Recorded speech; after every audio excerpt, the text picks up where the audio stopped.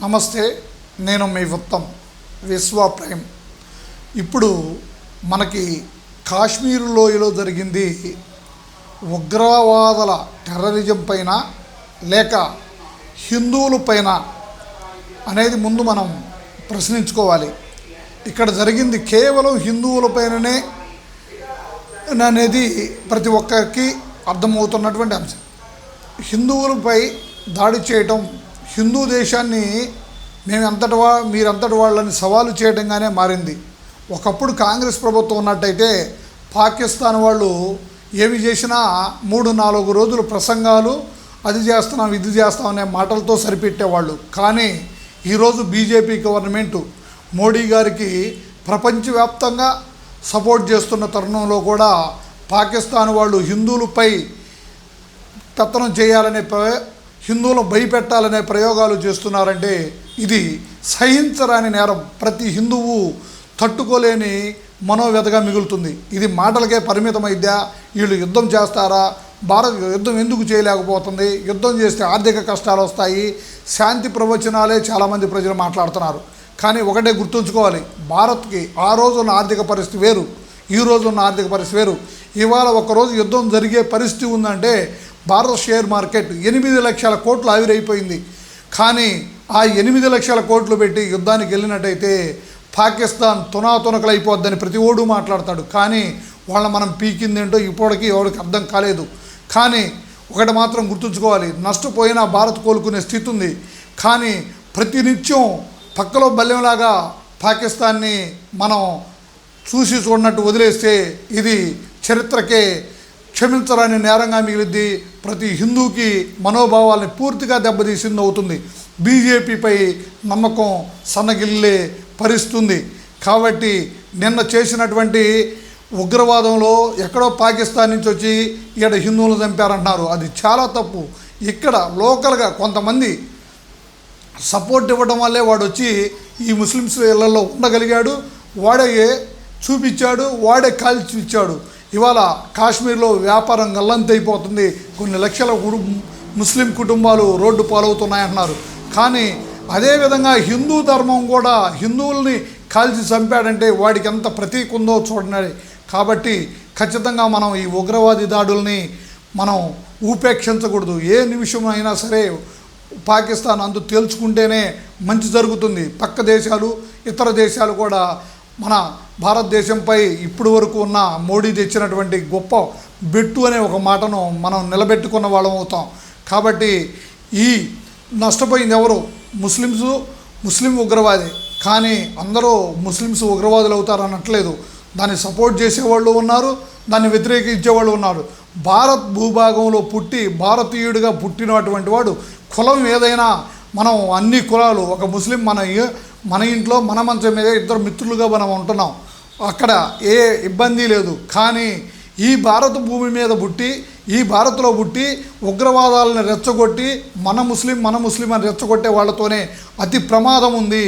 ఇవాళ బంగ్లాదేశ్ నుంచి, పాకిస్తాన్ నుంచి మనం ఎంత సమస్య ఎదుర్కోవాల్సి వస్తుందో చూడాలి. ఇటు వెస్ట్ బెంగాల్ చూస్తే మరణంగా కొన్ని కులాల్ని మనం ఎవడైతే విదేశాల నుంచి మనకు ఇబ్బందులు అవుతున్న రోహింగ్యాలను కూడా ఇవాళే మనం శిక్షించకపోయినట్టయితే దెబ్బ తగిలినప్పుడే మనకు గుర్తొస్తుంది. కానీ ముందు జాగ్రత్తల్లో మనం ఫెయిల్ అవుతున్నామనేది చెప్తున్నారు. ఇవాళ ఇక్కడ జరిగినటువంటి కాశ్మీర్లో ఇంటెలిజెన్సీ వైఫల్యం ఉందని చాలామంది పెద్దలు చెప్తున్నారు. ఏ వైఫల్యం ఉన్నా ఇప్పుడన్నా మనం ముందు జాగ్రత్త పడాలి. అత్యంత అధునాతన వస్తువులు ఉన్నాయి, అధునాతన రాడార్ వ్యవస్థలను ఏర్పాటు చేశారు, అధునాత క్షిపణులు ఉన్నాయని చెప్పుకోవడానికే పరిమితం అవుతున్నాం. కానీ మరి ఏం చేయగలుగుతున్నాం అనేది చాలా ఇంపార్టెంట్. కాబట్టి ఇప్పుడు మన భారతదేశం ఇవాళ ప్రతి వాళ్ళు, ఏ వ్యక్తి వరైనా, ఏ మనిషిని అన్నా యోగి అయితేనే సమర్థుడు, యోగి ఉంటేనే బాగుండు, ప్రధానిగా 1-2 రోజులు ఆయనకి టైం ఇద్దామంటే ప్రజల్లో ఎంత ఉత్సాహం ఉందో చూడండి. కాబట్టి ఖచ్చితంగా ఇది క్షమించరాని నేరం. ఎటువంటి పరిస్థితిలో ఏది ఏమైనా ప్రతి హిందువు, ప్రతి భారతీయుడు దీన్ని ఎవడు సహించలేనటువంటి పరిస్థితి. కాశ్మీరు ఆర్థికంగా పతనం అవుతుంది అని ఆలోచిస్తున్నారు ఎవరో. మరి మొత్తం అక్కడ 20 పైన మంది ముస్లిం వీళ్ళని కాల్చి ఉగ్రవాదులు హిందువులందరినీ చంపారు. ఎంత దారుణమైన సన్నివేశం అంటే ఇప్పుడు హిందూ ముస్లింకి తగాద పెట్టడమే వాళ్ళ ఉద్దేశమా? భారతదేశంలో హిందూ ముస్లింలు రెచ్చగొట్టడం వాళ్ళ ధ్యేయమా? ఏమిటి వాళ్ళ ఆశ? వాళ్ళు పాకిస్తాన్లో మన వాళ్ళు కొంతమంది చంపిన తరువాత హిందూ ముస్లిం గొడవలు రేకెత్తించడమే వాళ్ళ ఉద్దేశంగా భావిస్తున్నారు. కాబట్టి ఇప్పటికైనా హిందూ ముస్లిం బై బై అని ఎటువంటి సహుద్దేశం లేనటువంటి ముస్లిం షెల్టర్ ఇవ్వకుండా ఏర్పాటు చేయాల్సిన పరిస్థితి ముస్లిమ్స్కి ఉంది. ఇప్పుడు అందరూ అన్నదమ్ములనే ఈ భారతదేశంలో ఈ పరిస్థితి నెలకొనడం చాలా బాధాకరమైన విషయం. కాబట్టి ఖచ్చితంగా మనం పాకిస్తాన్పై మన ప్రతీకం తీర్చుకునే వరకు ఏ హిందువు నిద్రపోయే పరిస్థితి లేదు. మనకి కావాల్సినంత మిలిటరీ ఉంది, బలగాలు ఉన్నాయి. కాబట్టి ఈ ఉగ్రవాదులను నిన్న చూస్తున్నాం. ఉగ్రవాది ఒకటి వస్తే ఆ ఉగ్రవాదిని ఈ ఇళ్లల్లో మన వాళ్ళు మిలిటరీ వాళ్ళు స్వాధీనం చేసుకుంటారని ఆ ఇళ్లల్లో కూడా బాంబులను ఏర్పాటు చేసినటువంటి స్థితి ఉంది. అంటే మన మిలిటరీని చంపాలనే ప్రతి ఒక్క ఇంకా ఉంది. అంటే వాళ్ళు ఇంకా ఇండియాలోనే ఉండి వాళ్ళ చేష్టలు చాలా ఇదిగా ఉన్నాయి. కాబట్టి ఎటువంటి అయినా ఇజ్రాయెల్ లాగా మనం కూడా ఏ దేశ సపోర్ట్ తీసుకున్నా పర్లేదు, కానీ మనపై ఎదురొచ్చిన వాడు నిలవడు అనే భయాన్ని అయితే ప్రపంచానికి మనం చూపాల్సినటువంటి స్థితి మనకుంది. ఇదొక్కటి గుర్తించి ప్రతి ఒక్కరూ ఒక మాట మీద, భారతీయులందరూ ఒక మాట మీద ఒకే నినాదంతో, ఒకడు యుద్ధం చేద్దామంటాడు, ఒకడు యుద్ధం వల్ల నష్టం అంటాడు, ఒకడు ఇవన్నీ మంచిది కాదంటాడు. ఈ చేతగా అనే మాటలను మాట్లాడకుండా ఒక యూనిటీ మీద ఒక కట్టుదిట్టమైన ప్రభావంతో మోడీపై నమ్మకం ఉంచి మోడీ గారు సహితం ఈ తిప్పులో ఏదో ఒక విషయాన్ని తేల్చుకోవాలి. మనం నదీ జలాలను ఆపాం, ఓకే మంచిది, కానీ పాకిస్తాన్ నుంచి మనకి ఏమీ రాకపోయినా నష్టమే లేదు. కొంచెం ధరలు పెరుగుతాయి, ధరల్లో పెరిగినప్పుడు తినలేదు. మన భారతదేశమే ఎదురుపోతే పాకిస్తాన్ వాళ్ళకి కూడే ఉండదు. మనం ఒక 8 రోజులు యుద్ధం చేస్తే కొన్ని లక్షల కోట్లు నష్టపోతాం. కానీ అదే పాకిస్తాన్ వాళ్ళు అడక్క తినడానికి ఆహారం కూడా లేనటువంటి పరిస్థితి.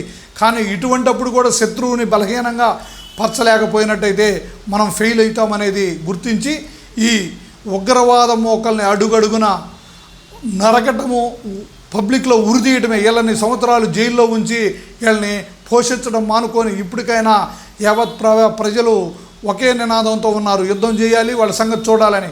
ఈ నినాదాన్ని ప్రతి ఒక్కరూ నచ్చినట్టయితే జై భారత్ అని టైప్ చేయండి, కామెంట్ చేయండి.